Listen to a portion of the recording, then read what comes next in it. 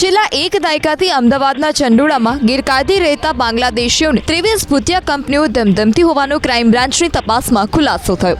ખોટા સરનામા સાથે રજીસ્ટર થયેલ અને માત્ર કાગળ પર ધમધમતી આવી ભૂતિયા કંપનીઓ છેલ્લા 10 વર્ષમાં કરોડો રૂપિયા બાંગ્લાદેશમાં સગેવગે કર્યા છે। આ કૌભાંડમાં સંડોવાયેલા લગભગ 1 ડઝન લોકોની હાલ ક્રાઇમ બ્રાન્ચ પૂછપરછ કરી રહી છે। ક્રાઇમ બ્રાન્ચની તપાસમાં આ જ ભૂતિયા કંપનીઓના ફંડના હવાલા બાંગ્લાદેશમાં થતા હોવાના પુરાવા મળ્યા, જેમાં કેટલાકની ફ્રૂટની કંપનીઓ તો કેટલાકની સ્ક્રેપની કંપનીઓ વર્ષ 2014-15 અને વર્ષ 2018-19માં રજીસ્ટર થઈ હોવાનું સામે આવ્યું। એટલું જ નહીં, ચંડોળાના સરનામે તપાસ કરતા ત્યાં આવું કોઈ સરનામું હયાત જ ન હોવાનું અને કંપનીઓ માત્ર કાગળ પર જ ચાલતી હોવાનો ખુલાસો થયો। ભૂતિયા કંપનીઓના વ્યવહારોની તપાસ કરતા દિલ્હીની કેટલીક કંપનીઓ થકી બાંગ્લાદેશમાં ચોક્કસ જગ્યાએ હવાલા પડતા હોવાનું તપાસમાં ખુલાસો।